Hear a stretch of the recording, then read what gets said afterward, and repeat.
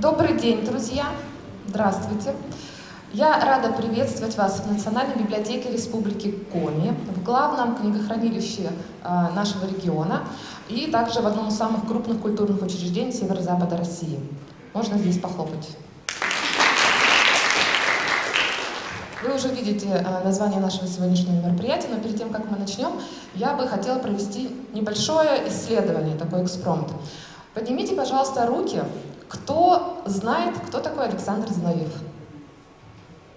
Так, а давайте теперь наоборот, а кто не знает? Так, теперь те, кто знает, пока посидите, а те, кто не знает, мы сейчас с вами продолжим немножко. Сейчас я буду называть какие-то профессии, роли в жизни, а вы будете поднимать руки, если вы предполагаете, что, скорее всего, Александр Зиновьев вот этот именно человек. Ну, давайте. Александр Зиновьев – философ. А те, кто знает, тоже голосуют. Ну ладно, голосуйте. Философ, да? Так. Я считать не успеваю, ну ладно. Может быть, он социолог? Меньше, да? Больше за философа, ладно. Логик.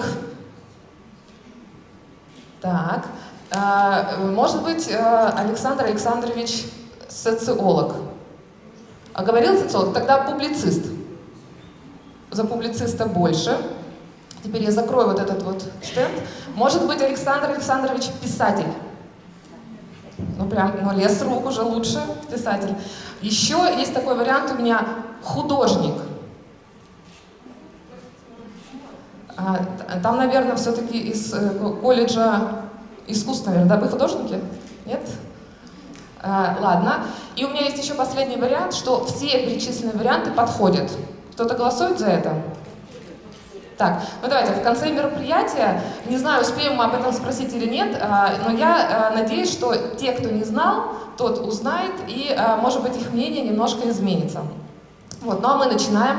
У нас сегодня в гостях, как вы уже догадались из афиши, Ольга Мироновна Зиновьева, президент Международной общественной организации «Общество Россия-Германия», российский общественный деятель, жена, соратник, хранитель творческого и интеллектуального наследия всемирно известного русского мыслителя, философа, логика, социолога, публициста, писателя Александра Александровича Зиновьева. Мы поприветствуем Ольгу Мироновну и попросим подняться ее к нам на сцену.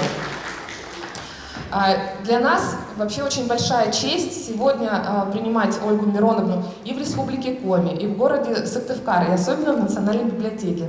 Вот. Можно еще раз похлопать на этом месте. Приезд Ольги Зиновьевой в эти дни в наш край, он не случайен. Я не буду спойлерить, я думаю, Ольга Мироновна расскажет сама об этом сегодня, почему именно сегодня она находится в Сыктывкаре. Вот. И, наверное, не буду я занимать больше ваше время, да, а передадим слово самой Ольге Мироновне.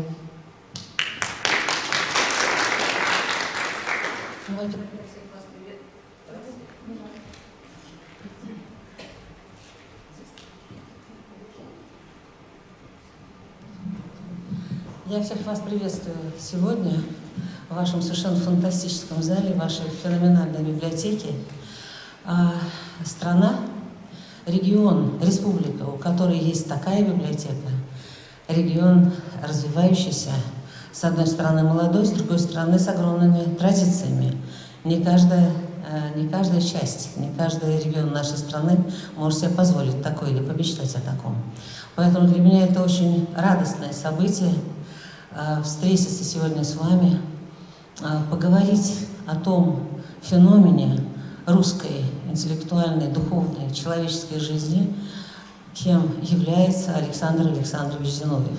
Я хочу добавить еще, вы называли там целый ряд моих регалий, но это не регалии. Я являюсь президентом биографического института Александра Александровича Зиновьева, что является самой главной моей деятельностью.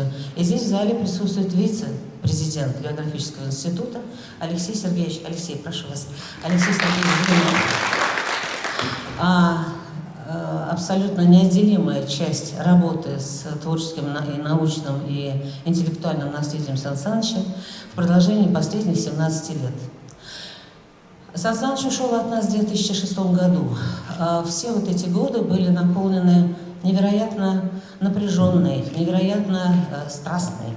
И работой чисто исследовательского и просветительского характера, как здесь у нас в стране, куда мы вернулись 24 года тому назад из изгнания, так и за рубежом, где, вот как это парадоксально не звучит, работы Александра Александровича за рубежом были более известны, чем у себя на родине. Ну, пророк в своем отечестве, как говорится, для вас это не новость. Его работы за рубежом были изданы более чем 30-миллионным тиражом. Вдумайтесь, эта цифра весьма внушительная, на 28 языках мира. А теперь я начну с самого начала. 29 октября 1922 года в деревне Пахтино, в Медвежьем углу, как его называл Александр Александрович, родился будущий гений, русский гений Александр Зиновьев. Деревня эта находится, вернее, остатки ее, сейчас это называется урочище Пахтино, находится в Чухломском районе Костромской области, куда уже сейчас никак добраться невозможно, кроме как на вездеходе или вертолете.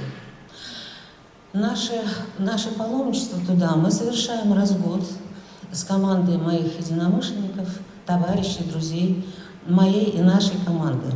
Людей, которые понимают, что вот такое сокровище, такой феномен русской интеллектуальной жизни, мало того, что нужно помнить. Вы знаете, просто вот каждый раз, когда мы туда приезжаем, ощущение такое, что Сан Саныч держит ладонь над нами. Это явление в российской жизни, это явление в российской науке, в мировой науке, безусловно. Это человек, который, ну, такие гении рождаются раз в 100 лет, это мало сказано. У нас был такой гений в русской культуре, Ломоносов, Михаил Ломоносов, который пешком пришел с обозом, пришел в Москву. Зиновьев совершил такой же путь, 13 лет, практически такой же путь. По рекомендации своего учителя, который сказал матери Александра Александровича, Аполлинарии Васильевне Зиновьевой, человек удивительный совершенно. Вообще семья феноменальная в силу богатства, прочности и глубины семейных традиций. Традиции – это не только семейные. Честь, достоинство, справедливость, трудолюбие были главными понятиями в жизни этой семьи. Семья с 11 детьми, трудяги, семья с очень глубинным происхождением. В свое время, когда разразилось новгородское восстание, новгородский посадник Лука Зиновьев был сослан с дворней и с семьей в Кострому. Вот это и есть предтеча семьи Зиновьевых.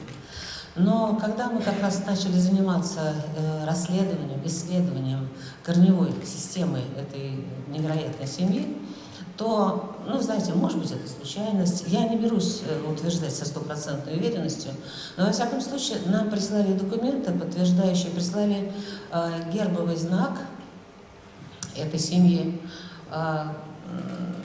отмеченный 1384 годом.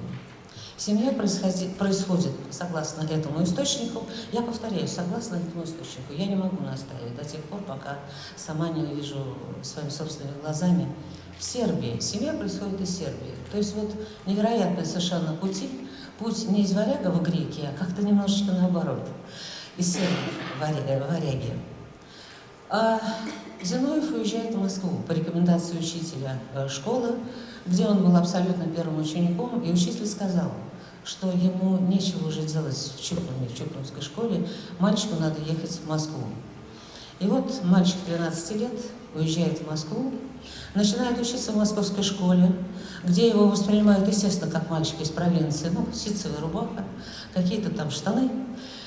А парень головастый, когда учитель математики, ну, с таким сомнением в голосе, объяснимым сомнением в голосе, ну, мол, мальчик, ты из провинции, ты ничего там не знаешь, не понимаешь, ну, Зиновьев со свойственной ему смелостью, отвагой, уверенностью в своих знаниях, он ответил на несколько вопросов, оказался на математической олимпиаде, где выиграл первое место, что не было случайностью, и так далее, и так далее.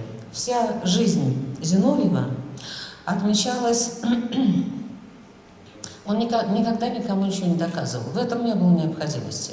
Он был спокоен и уверен, зная, что то, что он делает, это качество. Это не самолюбование, хочу отметить, а это просто вот красивая русская уверенность в твоем роде, в твоем происхождении, в том деле, которым ты занимаешься. Занимался, да, как вы перечислили, многими направлениями в науке. И везде почему-то он получал международные премии, везде его избирали в Академию наук, но кроме как у нас на родине. Ну вот такое бывает. Одно время Александр Александрович заведовал кафедрой логики в нашем Московском государственном университете имени Ломоносова, блестяще защитив в свое время кандидатскую диссертацию, которая называлась «Восхождение от абстрактного к конкретному» на материалах «Капитала» Маркса. И эта работа стала взрывным таким вот рычагом, началом так называемой весны советской философии в 1954 году. После этого у него была бездна учеников, бездна, именно так вот я сознательно использую это слово, много учеников, обожавших его, смотревших на него, ну, ходивших за ним, как утята, за мамой уткой.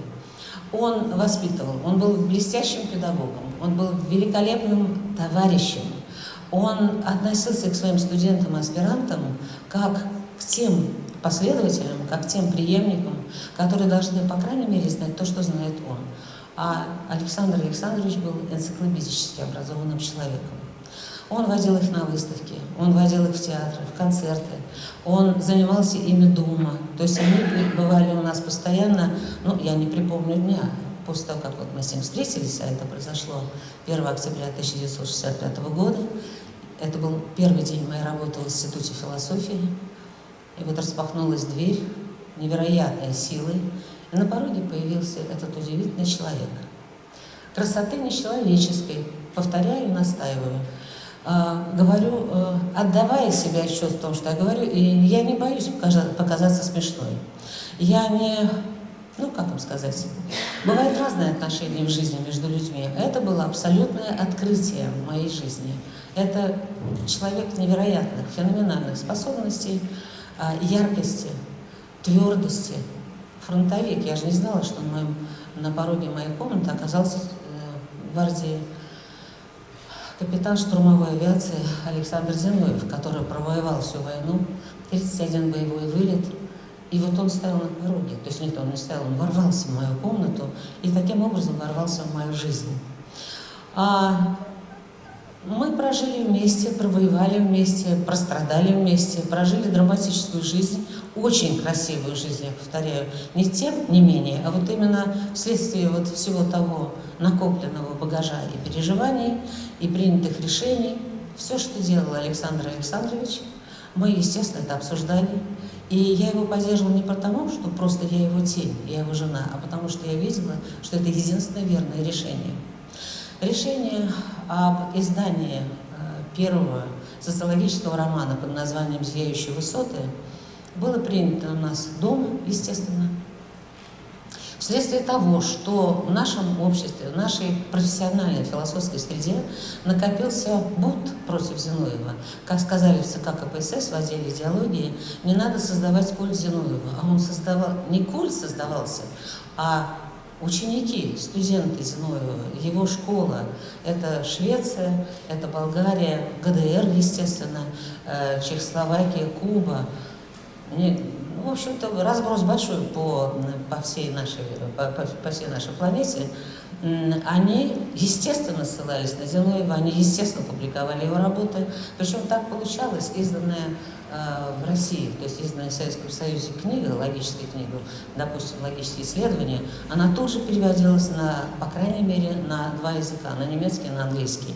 Помимо Агримана, так называемого, который нужно было с необходимостью получить или в отделе науки, на ЦК КПСС, ну или в каком-то другом ведомстве.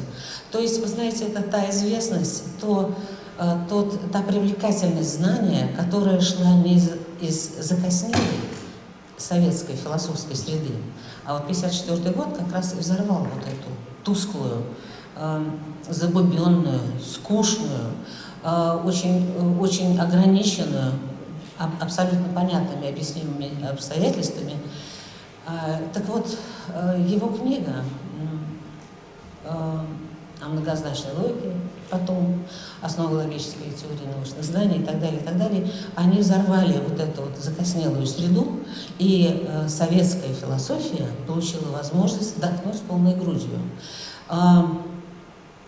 Короче говоря, известность его была огромной. Я говорю это, не рисуюсь, естественно, я просто горжусь этим, это часть моей жизни в том числе. Десятки тысяч страниц его книг были напечатаны вот этими пальчиками. Я пришла в Институт философии, окончив высшие курсы стенографии и машинописи при Министерстве иностранных дел. Поэтому, вы понимаете, я владела всякими машинками и стенографией, что оказалось потом просто жизненно необходимым для издания первой фантастической литературной книги, первого социологического романа «Зияющие высоты». Наверное, вот так вот складывалось, нет случайных случайностей, наверное, так вот сложились обстоятельства, что вот именно нам с ним, мне с ним, удалось сохранить тайну подготовки этого феноменального романа.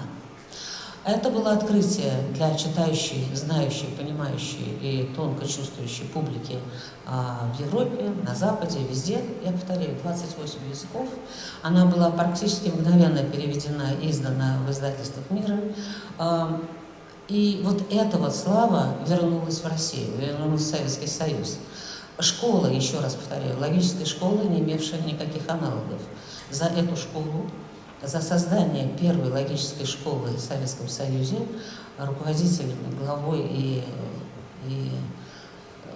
человеком, который одухотворял эту школу, был Александр Александрович. Его избирают в Финскую академию наук. Опять без согласования с отделом науки ЦК КПСС. Его и Капицу, старшего Капицу.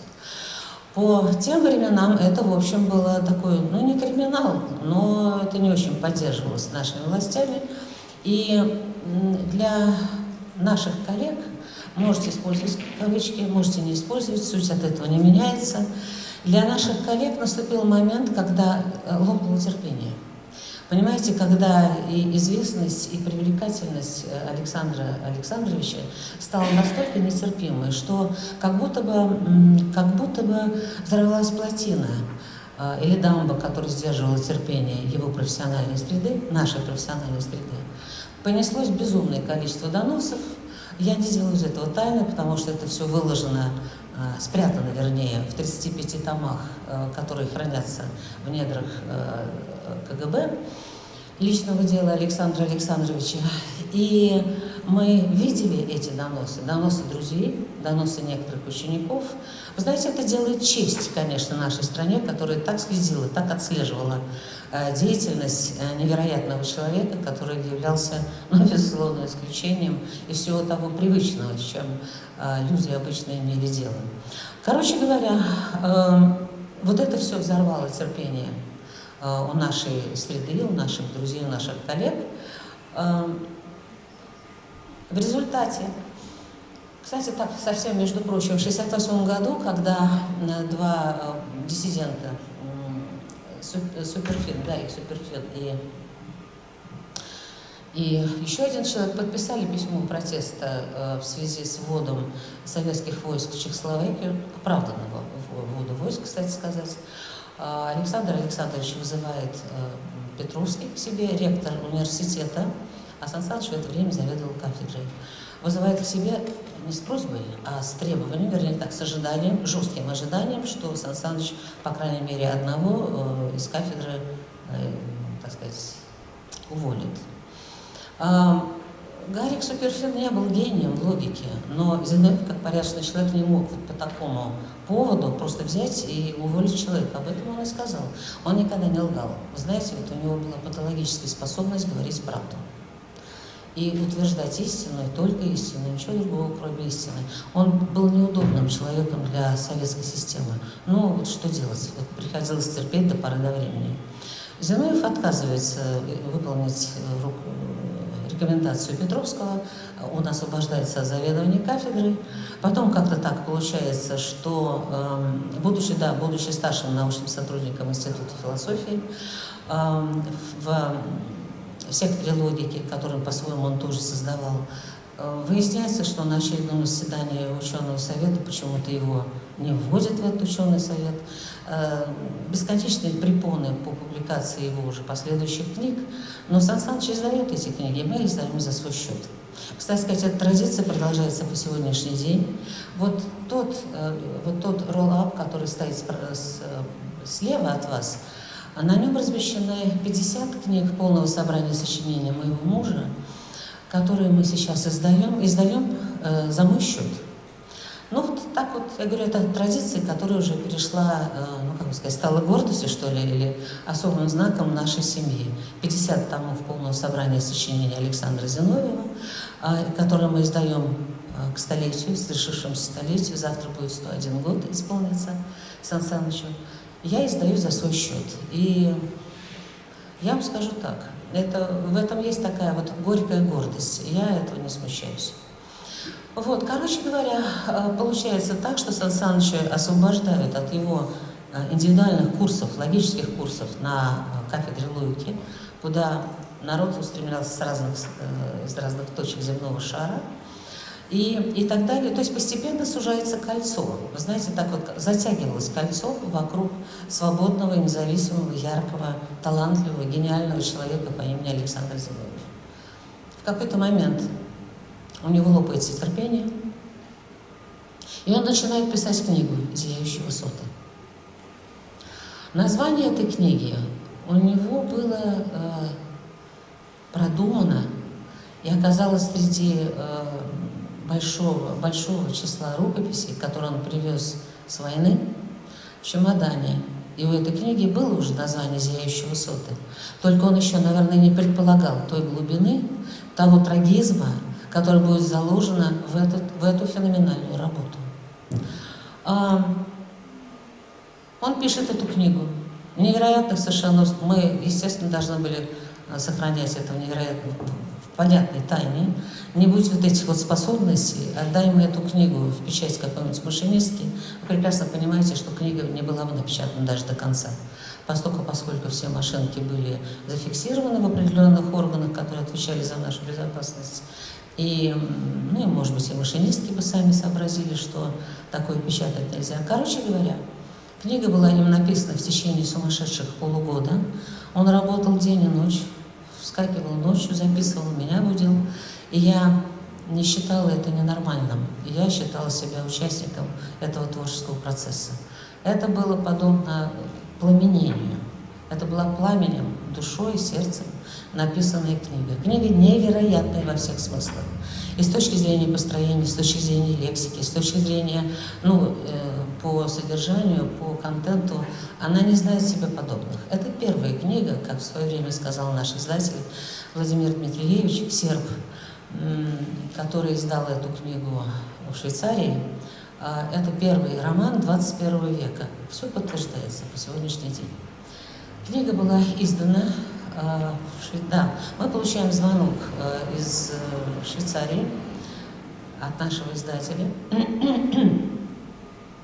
Рукопись к нему пришла через наших друзей.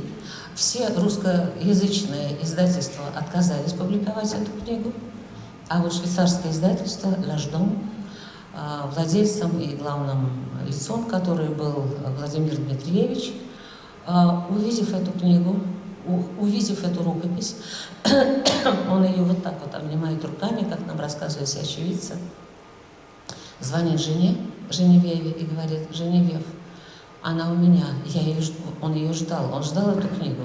Он отверг предложение Чилидзе напечатать свою книгу, Солженицына. Он ждал свою книгу, и он дождался своей книги. И эта книга стала «Зияющие высоты», стала символом издательства «L'Age». Короче говоря, мы получаем звонок, не звонок в прямом смысле, а, знаете, приходилось считаться с тем временем, в котором мы жили. Надо было щадить людей, которые получали подзатыльники тут же после контактов с нами и так далее. Мы недолго совещались с Сан Санычем.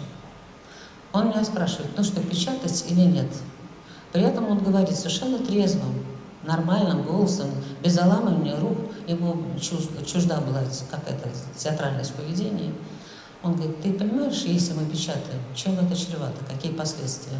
Меня, естественно, увольняют отовсюду, что было совершенно очевидно. Ты остаешься без работы, нас арестовывают, нас посылают в разные лагеря. Он описал все то, что потом так или иначе в неявной и явной форме оказалось нашей действительностью. Или не печатать. Я посмотрела на него спокойно, понимая, что это за книга. Я говорю: а ты мог бы работать дальше, зная, что эта книга спрятана в каком-то сундуке и не опубликована? Он говорит: нет. Я говорю: ну так что тут обсуждать?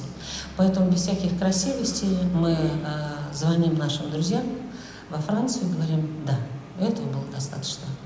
Выход книги был сопряжен совершенно невероятной известностью, но это был взрыв буквально в интеллектуальной жизни читающей и думающей Европы в начале. И 6 августа, вот она, 1976 года, она вышла в свет. Ну, это повлекло сразу за собой огромное количество радио и прочих передач, естественно, «Голос Америки», «Немецкая волна» и так далее, и так далее. Они объявили о литературном взрыве, о литературном произведении, которое, в общем, мгновенно взлетело на уровень вершины, литературной вершины, просвещенной нашей планеты. Последовало, естественно, исключение Сан Саныча с работы, исключение из партии, хотя он сам вначале приходил в партбюро нашего института и предлагал отдать партбилет. Как человек честный, он понимал, что он совершил недопустимый поступок со званием члена партии. Он понимал, он брал на себя всю ответственность за то, что он сделал, и он считал это недопустимым в сочетании с членством партии. Он возвращал партбилет, у него партбилет не брали. Но потом вольно-стольно его исключили из партии, то есть отовсюду. И состоялось собрание в Институте философии, на котором присутствовали все сотрудники института, это более 300 человек. В президиуме сидел представитель, естественно, идеологического отдела ЦК, это естественно, потому что Институт философии был всегда таким идеологическим драконом в нашей системе. И представитель КГБ, который курировал в той или иной мере деятельность Института философии. И еще до начала собрания, но Сан Саныч не пошел и правильно сделал. Это предполагалось аутодафе. Ожидалось, что его будут клеймить, там, прибивать к стенке, он будет сопротивляться или там, просить прощения. Зиновьев слишком офицер, чтобы стоять на такой позиции. И вот в зале раздаются возмущенные крики: да судить его мало, да к стенке его. Вот такие доброжелательные реакции со стороны коллег, бывших коллег, учеников, аспирантов и так далее. Судить его мало, вообще, ну, разные там были пожелания такого негативного характера. И вдруг раздается голос представителя КГБ, ну, которого я, ей-богу, не могла и не могу заподозрить в каких-то особенных симпатиях по отношению к Зиновьеву. Вдруг он трезво говорит: товарищи, ну вы же не читали эту книгу, вы прочитаете ее вначале. И тут наш дружный советский коллектив сработал просто как работницы комольного комбината №1. Не читали, читать не будем, но осуждаем. То есть вот эта анекдотически кажущаяся ситуация, вот она, что совершенно, ну, трудно было предположить, что в ведущем учреждении Академии наук можно было бы услышать такие слова, вот она состоялась. То есть Сан Саныч увольняет отовсюду, откуда только его можно уволить.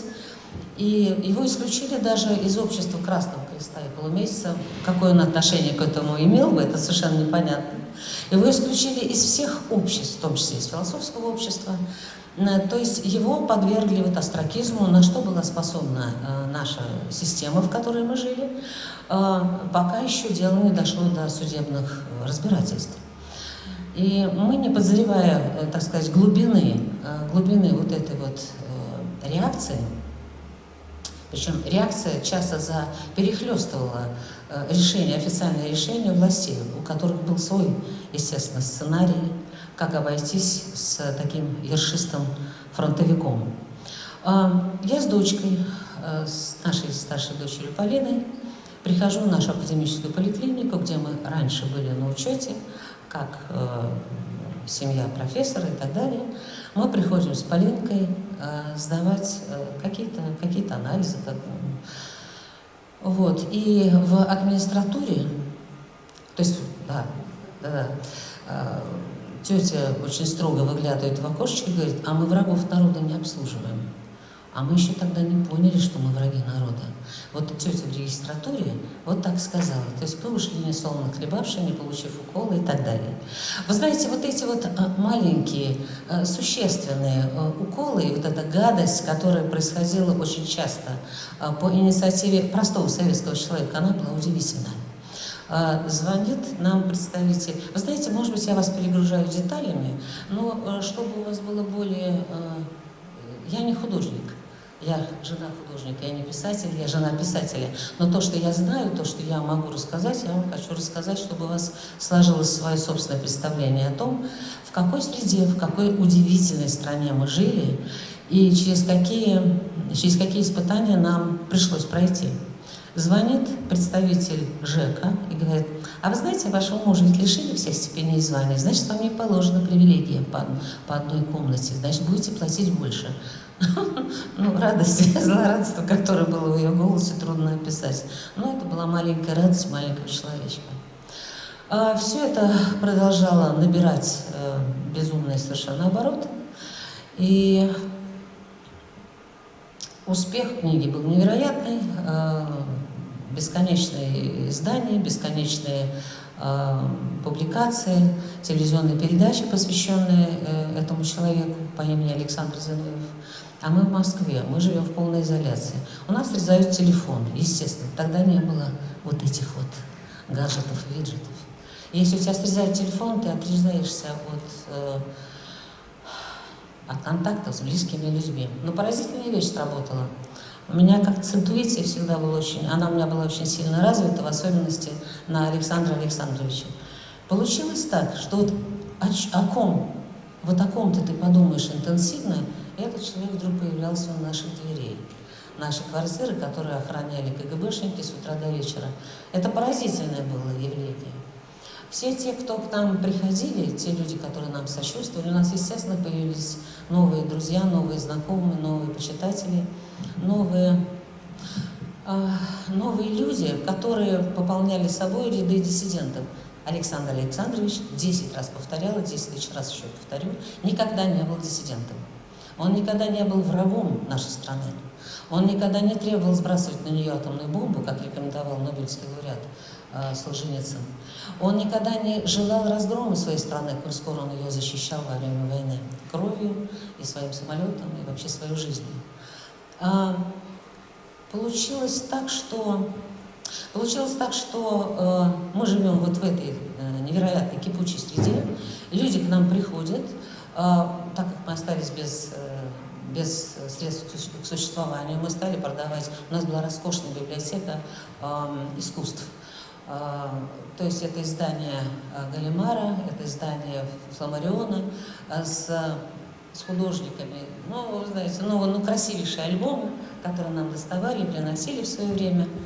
И мы сдавали эти альбомы не то что в частном порядке, мы сдавали их в букинистические магазины. И вот на эти деньги мы жили. И вдруг стали приходить какие-то пакеты, конверты с поддержкой, без подписи. А потом выяснилось, что это академик Капица, тот самый, который вместе с Сан Санычем был избран в Финскую академию наук, он присылал нам деньги. Этот конверт был выставлен у нас на нашей выставке, которая состоялась... Алексей, в каком году она у нас была?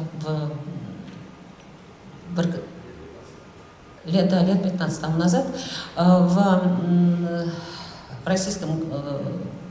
Российском государственном архиве социально-политической истории, прямо наискосок от Совета Федерации.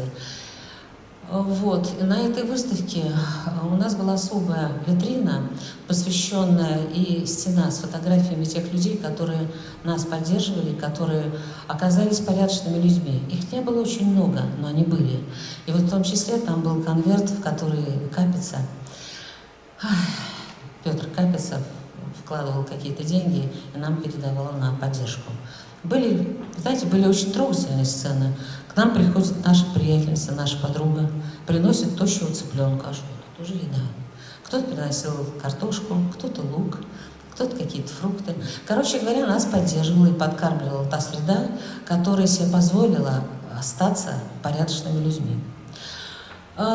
И все разворачивается дальше. Сан Саныч получает литературную премию там, в Европе. Мы же здесь ничего этого не знали. И он пишет следующую книгу «Светлое будущее», где уже он выходит за рамки «Зияющих высот», где герои носят такие номинальные названия, там мыслитель, болтун, крикун, клеветник и так далее. Он героев называет своим именем, в том числе и Леонида Ильича Брежнева. И вот это было той самой последней точкой терпения, последней точкой над «и», которая решила судьбу как расправляться с Зиновьевым. Предлагались разные варианты. Да, предлагалось нас вообще разделить, его отправить в один лагерь, меня в другой, нашу дочь Полину, которой не было еще и 6 лет, ее отправить, как нам пообещали, в поганый детский дом, куда вы слушаете столько в определении, в поганый детский дом, где ее лишат и имени, и фамилии, и вообще, так сказать, девочку лишат памяти семейной. Другие предлагали просто вот расстрелять на месте, но это более миролюбиво настроенные. Андропов предложил другой вариант. Выслать, вернее так, ну как не выслать, а вроде бы как позволить выехать по приглашению. А приглашение было получено более 80 из разных университетов мира, где Зиновьева знали как логика, как социолога, как писателя, как художника, как философа и мыслителя. Я повторяю, приглашений было безумное количество. И буквально через раз мы получали такое настойчивое приглашение из Израиля.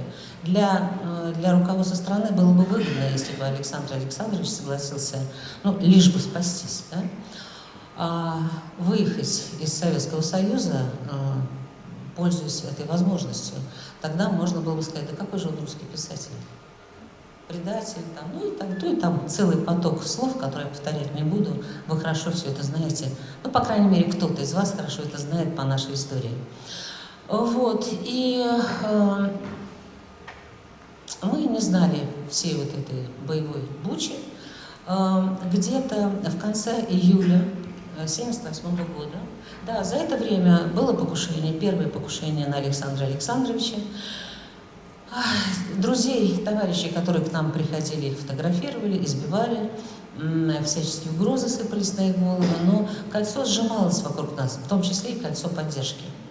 И в конце июля 1978 года к нам привезли приглашение в такой категорической форме явиться в АВИР. Ну, мы явились в АВИР, приехали. Причем это свидание было назначено, как всегда, в нерабочие дни. Это все все нерабочие дни с нами общалась наша власть на уровне райисполкома, на уровне там какого-то отдела КГБ. То есть нас всегда принимали, с нами разговаривали в то время, когда не было других посетителей. Ну, чтобы не возникало там каких-то коллизий. Короче говоря, мы приезжаем в АВИР, но нас сопровождала большая толпа наших друзей, которые понимали, что у АВИРа, как у всех официальных учреждений, есть, по крайней мере, 2 двери. Вот одна на вход, а вторая запасной, куда может подогнать грузовичок, погрузить всех Зиновьевых туда, и мало ли что может произойти. Мы поднялись на 2-й этаж, на двери дощечка с очень редкой русской фамилией Иванов. Входим туда, товарищ Иванов глаз не поднимает, вот правда буквально по Маяковскому, не поднимая глаз, дает вот так вот молча таким жестом: возьмите паспорта. Ну, у нас, вы можете себе представить, удивление. Паспорта куда? В Германию. Причем в течение недели. Я говорю, а что так срочно? Иначе вы всех наших агентов поубиваете, изуродуете. А речь шла вот о том самом первом покушении, где я спасла Сан Саныча, защитив его латунным пестиком. Это длинная история, но она где-то рассказана мною, и кому будет интересно, об этом можно будет почитать. И я говорю, ну а если мы откажемся, ну тогда вот поедете в разные лагеря. а дочь вашу, и он повторил не без удовольствия эту фразу, отошлем в какой-нибудь поганый детский дом. Такая хорошая садистская улыбочка была на его лице. Мы взяли паспорта, понимая, что для меня самое главное, что я могла спасти судьбу и жизнь моего мужа необыкновенного и моей дочери. Мы даем согласие, об этом трубят по всем радиостанциям, и 6 августа 1978 года нас выставляют из Советского Союза. Нас приехала проводить вот вся та Москва, вся та провинция, все те люди, которые знали, следили за нашей судьбой. Провожающих разгоняла конная милиция, ну, это все понятно, нельзя, чтобы собирались больше 3, а там было явно больше 3, и даже больше 3000. Нас погрузили в самолет, Люфтганза нам не разрешили лететь аэрофлотом, и вот мы оказались в Европе. И на пересадке во Франкфурте нас отправляли в Мюнхен, где последнее приглашение было от ректора этого Мюнхенского университета Николауса фон Лобковица, который первую свою студенческую работу писал по работам Зиновьева. Вот такие бывают совпадения. На пересадке во Франкфурте Александра Александровича ждала огромная толпа журналистов. Состоялась первая стихийная пресс-конференция, где один из первых вопросов, вернее, таких вопросов призывного такого характера: «Ну вы счастливы, наконец, господин профессор, оказаться на свободе, освободиться из тюрьмы народов», там и так далее. И Зиновьев со свойственной ему честностью, прямотой и искренностью, он сказал: а я не чувствую себя заключенным в Советском Союзе. Я там был свободным гражданином. То есть он действительно делал то, что он считал нужным, не кривя душой, простите, не спрашивая никаких специальных разрешений и так далее. Но у журналистов, привыкших слышать вот такие вот ответы диссидентствующего характера: да пусть она проклята, да что за жизнь была, за что же мы там страдали, он назвал вещи своими именами. Он был свободен. Он был свободен в принятии решений, он не боролся за карьеру, она как-то составилась сама по себе, но на каких-то изгибах, где нужно было бы, чтобы он поклялся в какой-то верности и сказал бы, что вот я презираю всех тех, кто думает неправильно, он никогда на это не шел. Поэтому его выдвигали и в члена-корреспондента нашей Академии наук, и выдвигали на Ленинскую премию, там, и так далее, и так далее. Но все это не составилось именно в силу специфики характера, несгибаемого характера Александра Зиновьева. И я этим горжусь. Так же, как я горжусь и неполученной Нобелевской премией, которая состоялась бы в 1999 году, если бы он не осудил бомбардировки Югославии, когда к нам домой приехал нобелевский корреспондент, с которым уже Сан Саныч встречался, его выдвигали в 1984 году на эту премию. И корреспондент, проведя с ним 3 с лишним часа, совершенно фантастично. Да, спасибо большое. Спасибо.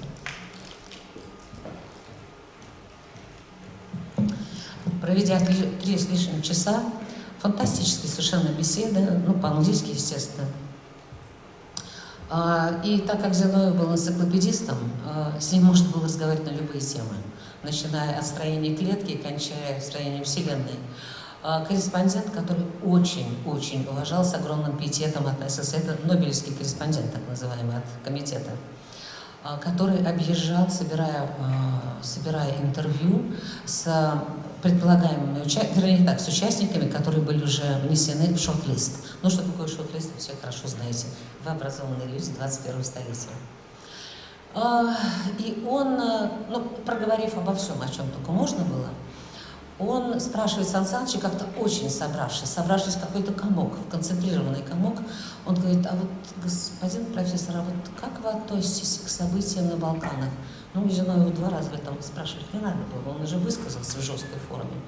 И он сказал, что я рассматриваю бомбежки НАТО, Югославии суверенной, маленькой суверенной страны. Ну, Югославия для него была маленькой страной, что можно понять. Я рассматриваю это как акт высочайшей подлости это высочайшее хамство, это предательство и подлость со стороны коллективного Запада. Тот схватился за голову: ну, господин профессор, ну вы же знаете, почему я к вам приехал. Вы же знаете, что кроме вас от Германии вот еще идет Гюнтер Грасс. 2 писателя, которые номинировались на Нобелевскую премию. Может быть, вы как-нибудь иначе сформулируете вашу мысль? Очевидно, этот вопрос был, ну, Нобелевский комитет все-таки был достаточно политизирован к тому моменту. И Сан Саныч сказал, он говорит, может, вы скажете как-нибудь помягче, вот, иносказательно. И тот сказал, могу иначе, только будет жестче. И тогда этот корреспондент задевает руки и говорит, ну, госпожа профессор, может быть, вы исправите вашего мужа? Я говорю, нет, ни за что. Я всегда с ним и заодно. Таким образом, он вообще в очень горестном состоянии покидает нас, едет к Гюнтеру Грассу, который ответил правильно, политкорректно на заданный вопрос, среагировал абсолютно именно так, как от него ожидали. Он получает Нобелевскую премию, а потом происходит очень интересная метаморфоза. Гюнтер Грасс вдруг начинает говорить свободно, как Зиновьев, но это пусть остается или осталось на его совести. Я по-прежнему не в состоянии аффектации, а я с гордостью говорю, я счастлива, что мой муж в тот год не получил Нобелевскую премию. Потому что его главный девиз был в жизни истина, и только истина, ничего другого, кроме истины. Но я так перескакиваю с одного сюжета на другой. Могу только сказать, что, еще раз повторяю, что жизнь была невероятно яркой, интересной, сочной, насыщенной, наполненной. Хочу сказать, что мы следили за литературой, когда мы жили в Советском Союзе, нам никто не мешал. Тот, кто хотел прочитать то, что не было опубликовано, скажем, в политиздате, да, или в каком-то другом издательстве художественной литературы, тот всегда мог прочитать это. Мы видели лучшие фильмы, не только советского кино, естественно, но и запрещенного советского кино, но и кинофильмы Феллини, Пазолини и так далее, и так далее. Мы ходили на лучшие постановки театральные, мы были образованными людьми нашего времени. И поэтому, когда мы оказались в Европе, мы, полагая, что мы еще что-то не получили, что-то не узнали, что-то не дочитали, мы полагали, ну вот сейчас перед нами такое откроется. Вы знаете, в общем-то, открытие было в единственном направлении Вагнера. Ну, мои дочери, вот и младшие тоже, мы вагнерианки, мы страстные поклонники музыки и вообще вот этой театрологии и мира Вагнера. Это вот было единственное по-настоящему сильное открытие, все остальное мы знали.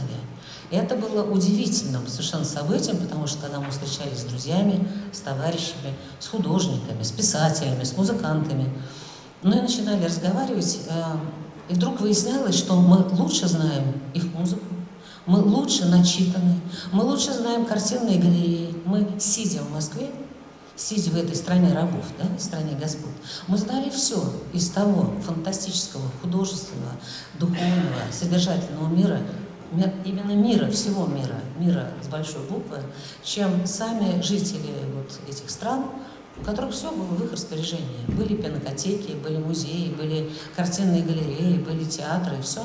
А мы, оказывается, были такие жадные до этой культуры, поэтому мы приехали туда подкованными. И это было хорошее ощущение. Забегая вперед, что могу сказать? Сан Саныч очень много, очень интенсивно работал. Его книги повсеместно издавались, он много, естественно, ездил, путешествовал, читал лекции в Старом и в Новом Свете. И сказать, чтобы мы маялись бездельем, наверное, это было несправедливо ни по отношению к нему, ни по отношению ко мне. Мы вырастили 2 дочерей, образованием и интеллектуальным, и моральным обликом которых мы гордились, и я горжусь до сих пор. Это, пожалуй, пока вот все, что я хотела бы рассказать про семью, хотя я могла бы говорить часами, но это, наверное, будет несправедливо по отношению к другим темам, которые у нас здесь заложены в нашей встрече. У вас возникнет вопрос, а почему-то мы вдруг прилетели в Сыктывкар? В этом вопросе есть ответ.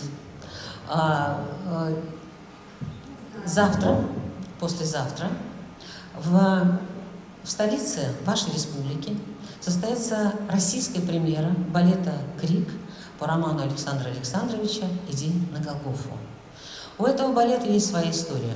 Есть свой главный, первый постановщик Андрей Меркурьев, который поставил балет с таким названием в Одессе. Это была мировая премьера, которая состоялась 15 мая 2014 года. 13 дней спустя, после чудовищной, страшной, кровожадной расправы с жителями, восставшими жителями в Доме профсоюзов, ощущение было, что в воздухе пахло кровью. Вот сама постановка была, вот в моем представлении, и не только в моем представлении, это пепел и кровь. Мы не были уверены, что состоится премьера, поскольку мы работали с этой постановкой с июля 2013 года.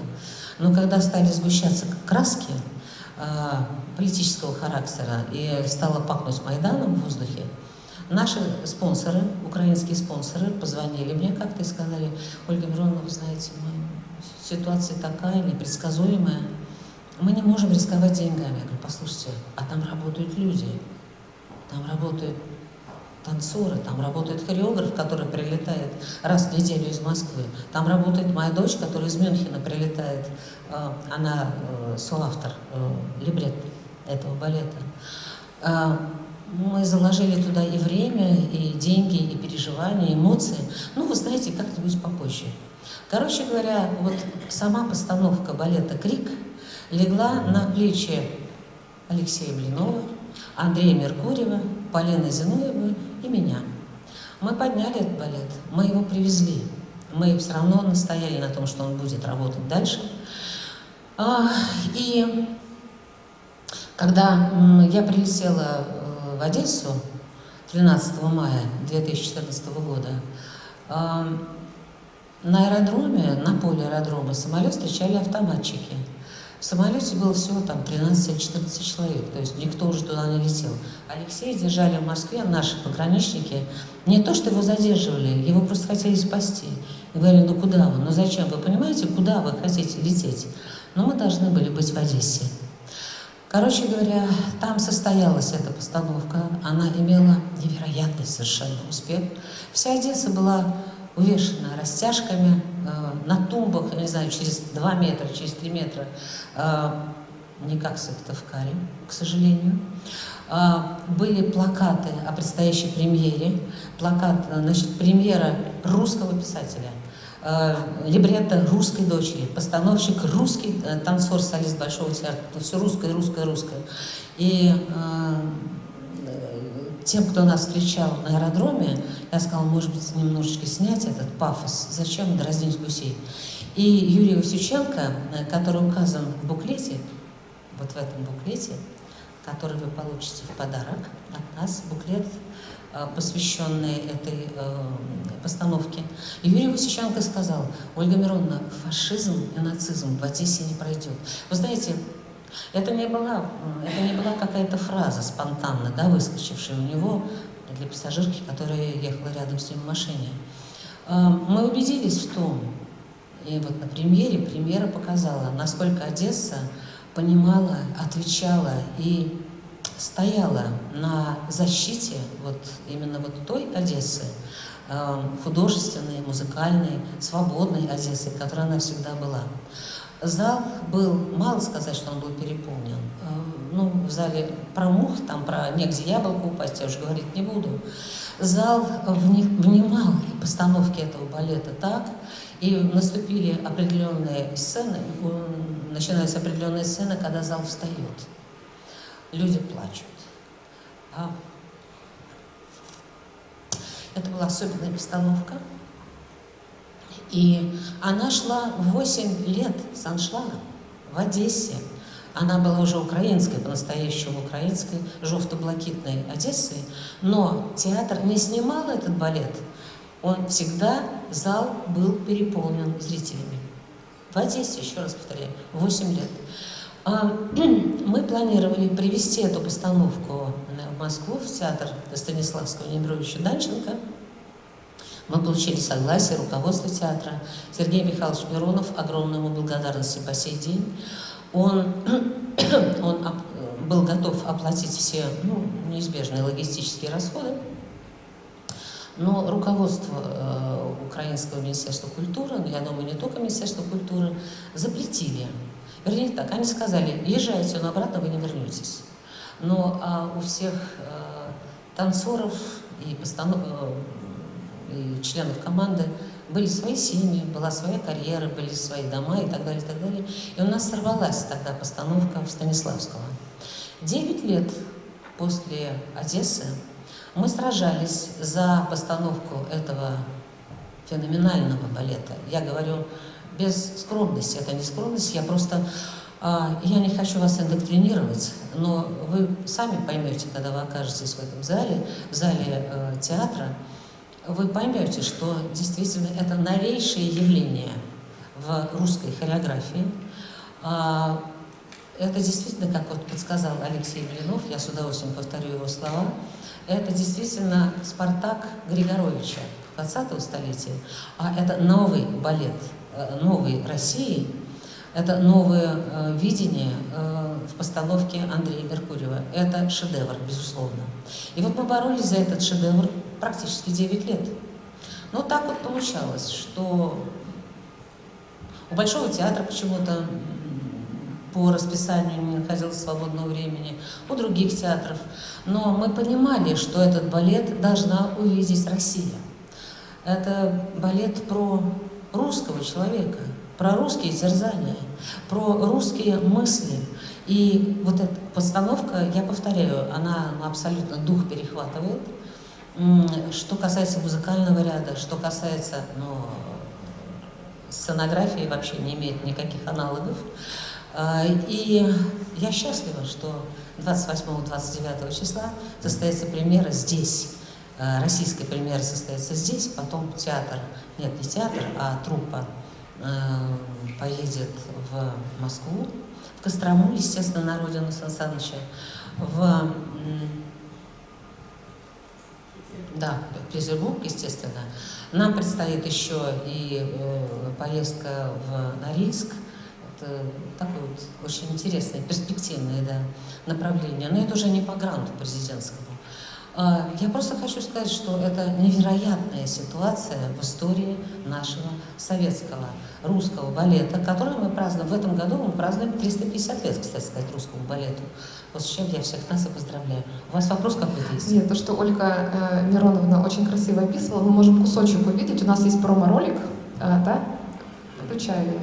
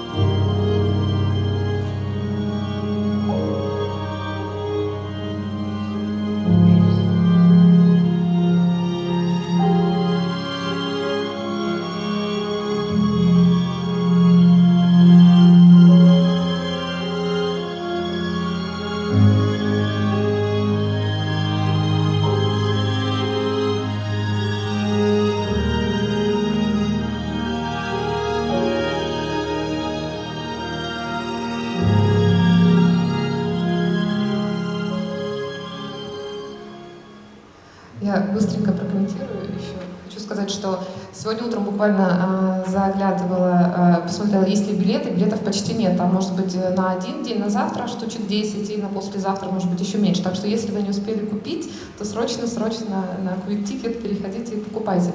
И я правильно понимаю, что ведь, наверное, эта премьера у нас приурочена к дню рождения Александра Александровича, который как раз послезавтра, и в ролике было написано к 100-летию. 100 лет Александра Зиновьева мы отмечали в прошлом году по указу президента. В этом году ему уже 101 год, но этот грант был выигран на этот балет в прошлом году еще.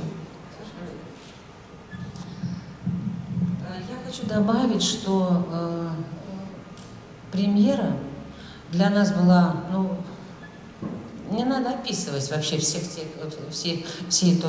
тот сон переживаний, но это было абсолютное событие нашей предыдущей деятельности. И поразительно то, что министр культуры Украины, тогда они еще не были в таком желто-блакитном состоянии, как я говорю, прислала гигантскую корзину цветов в ознаменование этой премьеры. Но это дорого стоило. Вы понимаете, да? Потом начались проблемы, естественно, они не платили уже никаких авторских прав, там, и... Что?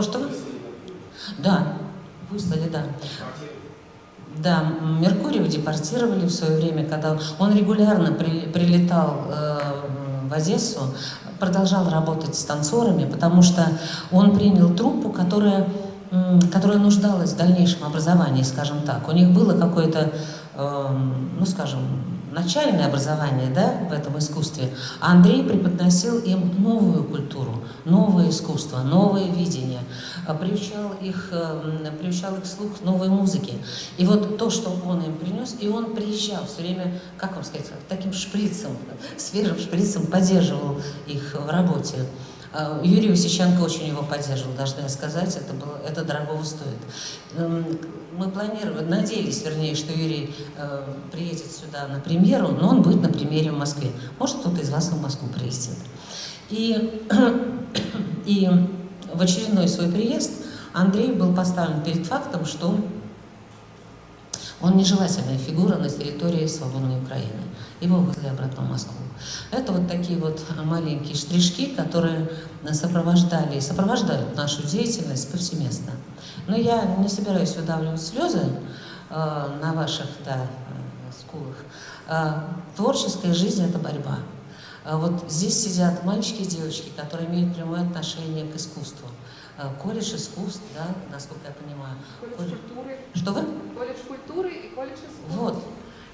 Искусство – это всегда борьба, отстаивание своей позиции, своего видения, своего счастливого назначения стать свободным художником. А свобода – это очень дорогая вещь во всех проявлениях. Просто вы должны быть готовы к этому. И я не драматизирую это. Это высокая избранность – быть свободным художником. Я хотела теперь еще добавить, что мы работаем со вторым грантом, президентским грантом культурных инициатив, который относится к постановке какой-то совершенно феноменальной программы, которая называется «Рожденный Россией. Россия начинается в тебе». Невероятный, совершенно эпического характера, эпической высоты концерт, но это не концерт, я повторяю, это действие в духе классической греческой трагедии, где участвуют разные оркестры, разные артисты, художники, музыканты, поэты, начиная от и заканчивая нашими днями. И это чрезвычайно интересная программа, и старт у нее дается вот 2 числа в Калининграде, потом 7 числа в Саратове и 9 числа в Москве. Ой, я что-то... Ну, не в Саратове, второй Саратов, ну ладно. Вот. И 9 в Москве. Я повторяю, я ничего подобного не посещала. Вернее так, мы были на предтече вот этой программы в Рязани. Совершенно феноменальное воздействие. Концерт, ну не концерт, я повторяю, это эпохальное событие, проходило на сцене, сооруженной в рамках монастыря. И вот под этим открытым, бездонным рязанским небом дальше там безграничные тоже просторы Рязанщины. Слушайте, сколько людей, это свободное было посещение, сколько молодежи с детьми, стариков, вообще вся страта была представлена на этом концерте. Я была в таком восхищении, вот мы были с Натальей Григорьевной там, Алексей, вы уже были с нами, вот, мы все вместе, мы всегда все вместе. И когда возникла тема отстаивать этот проект дальше, это не должно принадлежать только, допустим, средней полосе России. Вся Россия должна увидеть это, гордиться своими героями, познать, что такое настоящее искусство.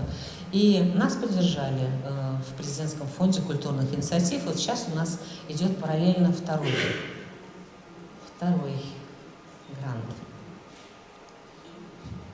Вот. Теперь, значит, по поводу 50 томов я что-то вам немножечко сказала, но должна просто обратить внимание на следующее.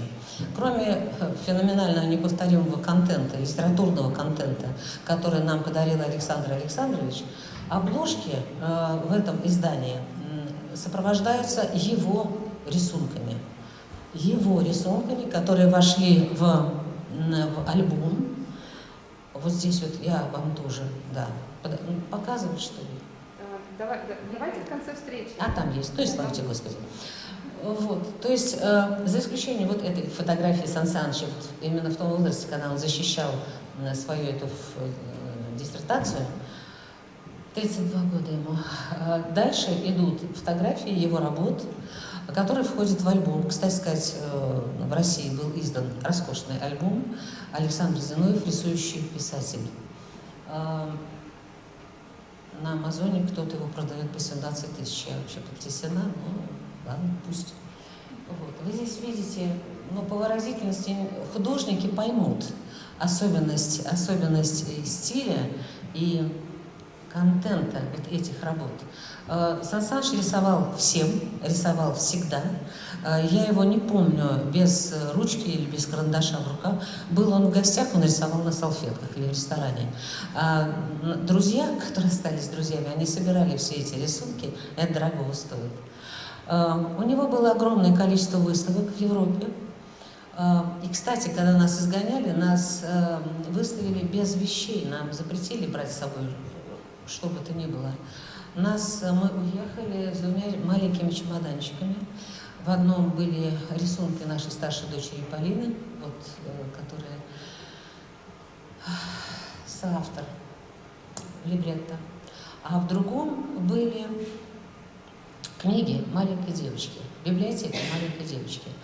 Поэтому, когда нашим друзьям,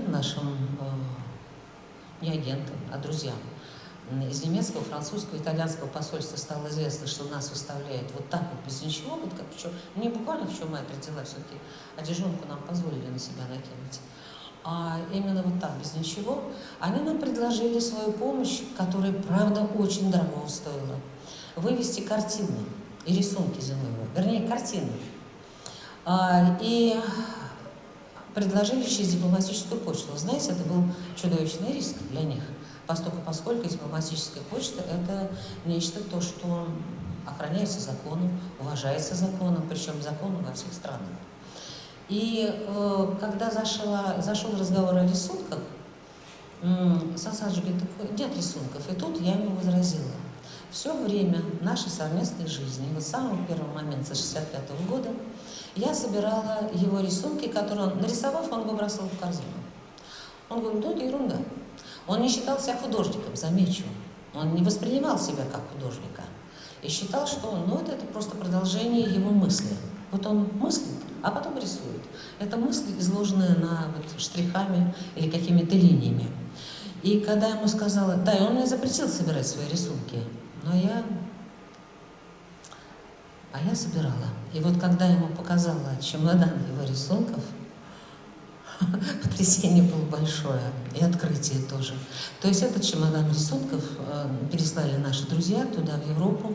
И когда возникали разговоры о каких-то выставках, Сан Саныч говорил, вы меня не спрашиваете, это Ольга владеет всем этим, это ее решение.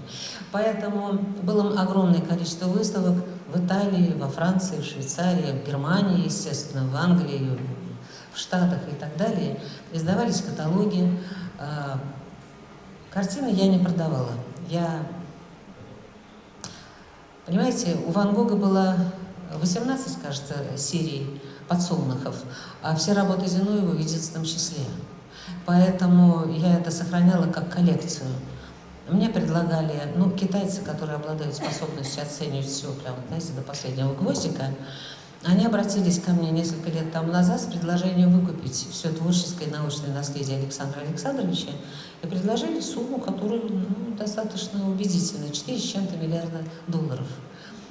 Ну, я сказала, я Зиновьевым не торгую, это во-первых, а во-вторых, мы привезли все сюда, это должно быть достоянием нашей страны, достоянием России.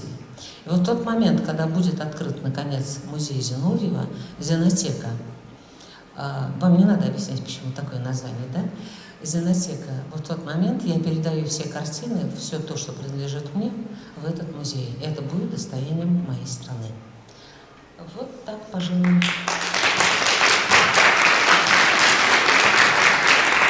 Друзья, мы близимся к завершению. Сейчас мы посмотрим очень маленький ролик. В этом ролике вы услышите такую достаточно объемную цитату из романа «Эдина Голгофа». Вот вы видите плакат, да, про этот роман. Этот роман, который лег в основу балета «Крик». Пока вы будете смотреть этот ролик, если у вас какие-то вопросы возникли к Ольге Мироновне, мы ее долго мучить не будем, вы их готовьте, я потом вам дам микрофон.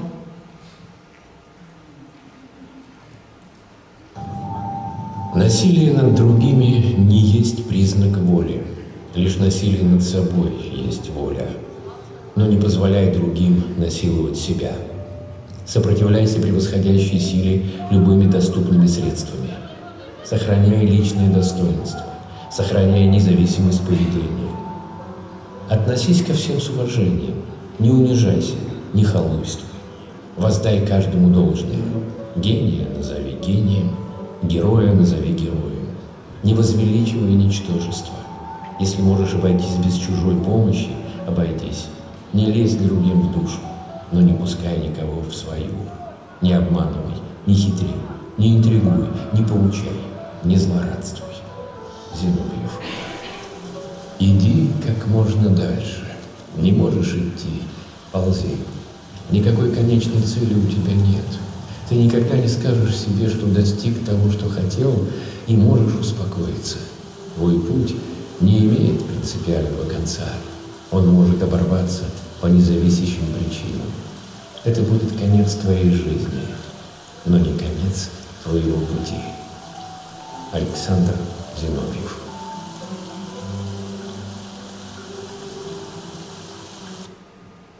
Вот такие слова я находила их в интернете, их можно найти под заголовком «Конституция Зиновьева», так называется. Так, друзья, перед тем, как мы эту фантастическую женщину отпустим, да, возникли вопросы у вас? Я понимаю, что там целая кладезь, мы можем до вечера или 3 дня сидеть об этом разговаривать, и об Александре Зиновьеве, и о насыщенной жизни вашей. Есть вопросы? Не будет звука вопросов. Сейчас вот у нас...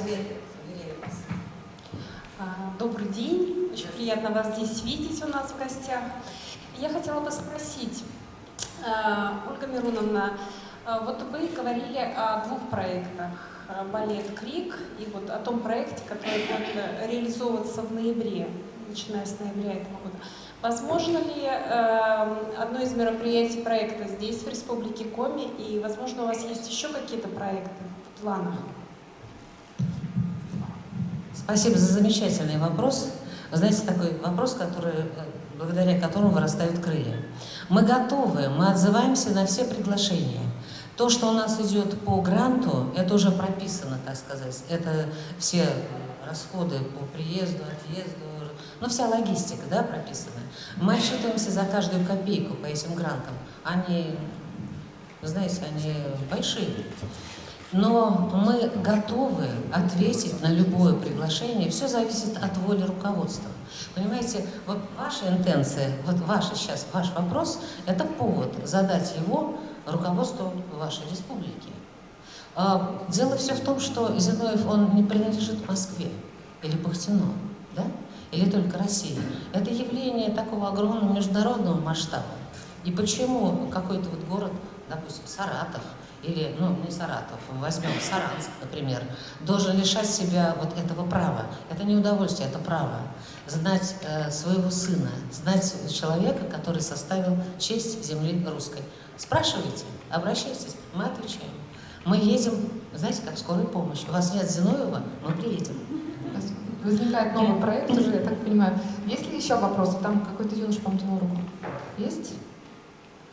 Давайте, можно я спрошу, а кто придумал название для балета «Крик»? И не побоялись ли тот, кто это придумал, да, параллели с Эдвардом Мунком, с его знаменитой картиной, потому что ну, по эмоциям как будто бы похоже.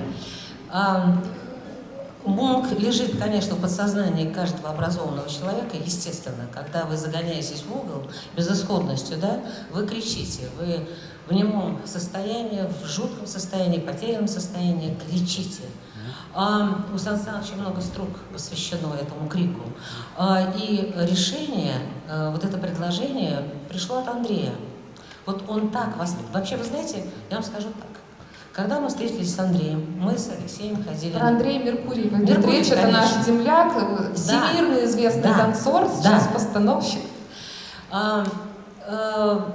Когда мы с ним познакомились, мы ходили на все его спектакли в Большом театре. У него признательная, огромная, любящая его публика. Вообще фигура, известная в мировом балете, между прочим. И то, что он приехал сюда, вернулся на родину и возглавил хореографическую труппу вашего театра национального, это вернулась ваша жемчужина к вам. Его надо холить, нежить, поддерживать, всячески поддерживать. Вы знаете, поддержка бывает разная. Я не буду касаться материальной стороны, есть и то, что называется человеческим пониманием. Так вот, и мы ходили на все его спектакли, ну, он феноменален, он выламывается, вываливается, так сказать, из любого концертного состояния, да, вот концерт на сцене, идет спектакль, не знаю, там «Щелкунчик», допустим, «Бриллианты» или что-то. Все там хорошо развивается на сцене, все как положено, по ранжиру. И вдруг появляется Меркурьев. Вы понимаете, сцена, вот все отпадает. Он центральная фигура каждой постановки. И когда мы с ним, когда он впервые пришел ко мне домой, мы встречались регулярно на какие-то симпатичные ужины.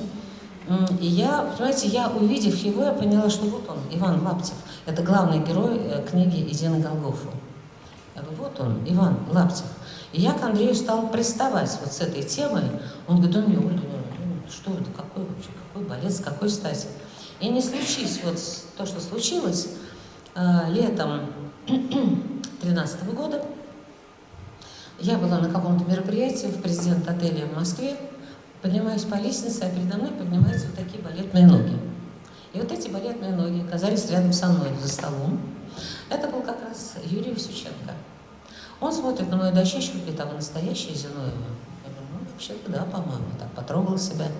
Он говорит, а вы знаете, я мечтаю поставить балет по Зиновьеву. Мы в один голос произносим «Иди на Голгофу». Он остолбенел и совершенно смотрит на меня, говорит, а у меня есть... Слушайте, это не был блеф, это была мечта, которую вот я позволила себе высказать. Мы с ним встаем из-за стола, и я говорю, я не помню, что за мероприятие было. Уходим в холл, и за 1,5 часа мы решаем вот эту тему. Он говорит, у вас есть кому станцевать эту главную роль в этом балете? Я говорю, есть. Он говорит, кто? Я говорю, Андрей Меркурьев. Я же его знаю. А кто постановщик? А кто вообще, кто будет хореографом главным в этой постановке? Я говорю, Андрей Меркурьев. Он говорит, ну все, решили. Он, Васюченко, главный хореограф театра оперы и балета в Одессе. Вот понимаете, вот взаимопонимание, увлеченность, вот образность мышления позволили нам без всякой волокиты, без всяких писем на кого-то уговаривать, кого-то в чем-то убеждать и так далее, и так далее. Вот он решил эту тему, и он нам был таким помощником в Одессе. Я вам просто передать не могу, Алексей подтвердит, присутствующий здесь. И Андрей, да, в очередной раз он у нас дома, Алексей мне говорит, он так любит котлетки. Вот, Алексей, я приготовил какие-то котлетки, сидим, разговариваем. И потом так получилось, у меня, естественно, книга была с собой. И я начинаю зачитывать какие-то странички, или это было без вас? Начинаю зачитывать странички из этой книги, И Андрей совершенно непроизвольно, в сомнамбулическом каком-то состоянии, он начинает танцевать. Он от стола пошел к окну. Вот в этот момент и все было решено. Я говорю: Андрей, вам придется ставить этот спектакль. Да нет, у меня не получится, я никогда не ставил. Я говорю: ну когда-то ведь надо начинать. И вот так состоялся новый хореограф 21-го столетия, новый постановщик нового балета 21 века Андрей Меркулов. В честь его и хвалы давайте поплатим. Друзья, значит, у нас небольшие 3 пунктика осталось. Давайте еще раз вернемся к началу. И я еще раз вас спрошу. Но сразу же последний пункт. Тот, кто не знал Зиновьева, узнали ли вы его сегодня и узнали ли вы его со всех сторон? Вот кто узнал, кто... поднимите руки, чтобы мы увидели, что... Да? Все, здорово, не зря собрались. Еще один момент. Мы сегодня поставили для вас выставку. Выставка называется «Глобальный человек» по одному из романов Александра Зиновьева. Здесь должна быть, я сейчас не вижу, но она есть где-то книга, про которую так очень много сегодня. Первый роман Зиновьева рассказывала Ольга Мироновна «Зияющие высоты». Поэтому, как только закончится мероприятие, можете быстро в очередь встать, мы вам выдадим на дом эти книги. Вот. И еще у нас небольшая, наверное, такая достаточно торжественная минутка. Ольга Мироновна, я хочу представить нашего директора, Ольга Рудольфовна Мифтахова, директор Национальной библиотеки Республики Коми. Я думаю, Ольга Мироновна, наверное, вручит свои подарки. Мы любим книги, вот то, что вы нам хотели подарить.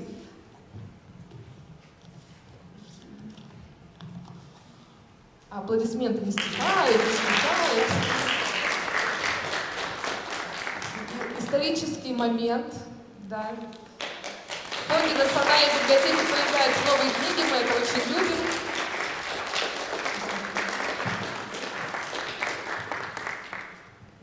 Друзья, позвольте от вашего имени, от себя лично поблагодарить Ольгу Мироновну за такую содержательную, интересную беседу, такое общение. Я получила настоящее удовлетворение, настоящее удовольствие от этих минут общения. Спасибо вам огромное, пожелаем вам здоровья.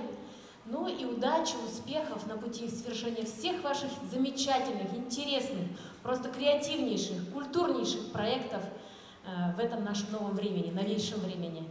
Удачи вам, всего хорошего. Спасибо. Благодарю вас, благодарю всех, кто пришел сюда. Я не думаю, что вы потеряли время напрасно. Вы знаете, каждый вот шажочек в информационное, гигантское информационное пространство по имени Александр Зиновьев – это ваше обогащение. Вы становитесь умнее, ярче, информированнее. Вы становитесь более патриотичными по отношению к такой стране, которую защищал Александр Зиновьев.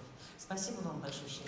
И я надеюсь, что библиотека придумает возможность подписаться вот на это полное собрание сочинений. Вы знаете, я вам скажу так, есть такие понятия, вот вы что-то должны, вы должны быть образованным человеком, да? Вы должны уметь себя хорошо вести за столом. У вас должно быть такое речь.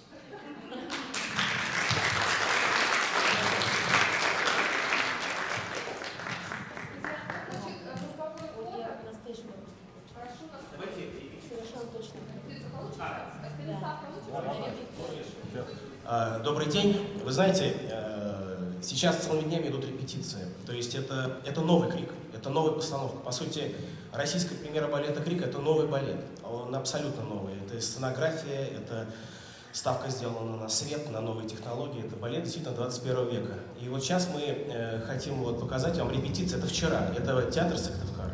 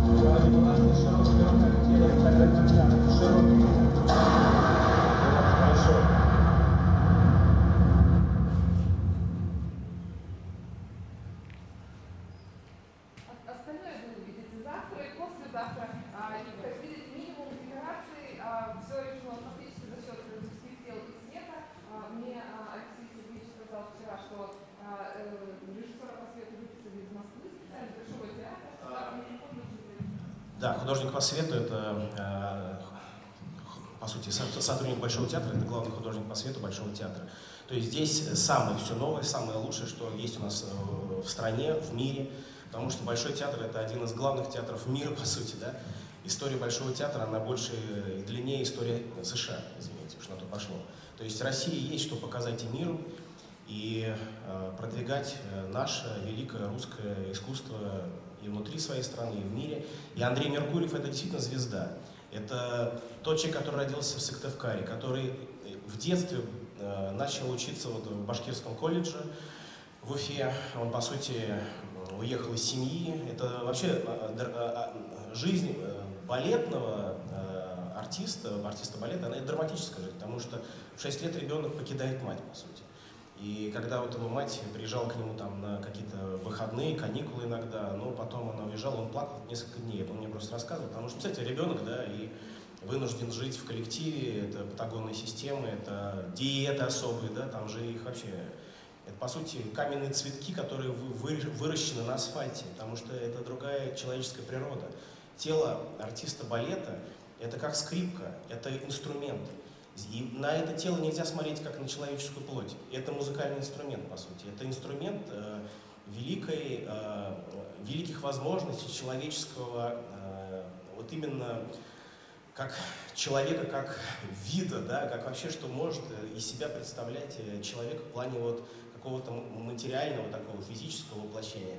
И Андрей, конечно, действительно великий и танцовщик еще, потому что действительно его харизма, его эманация, когда он появлялся на сцене, он затмевал всех. То есть это вот чудо его личного артистизма, когда он способен был донести до каждого человека всю мощь своего таланта.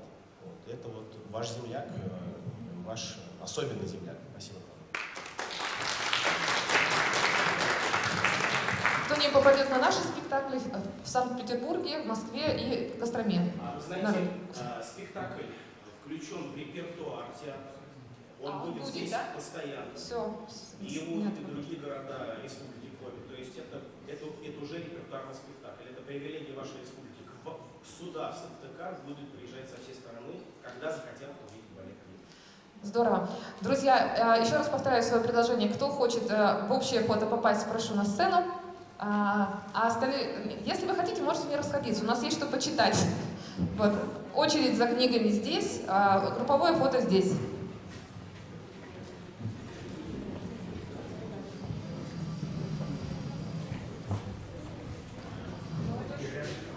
Молодежь занимает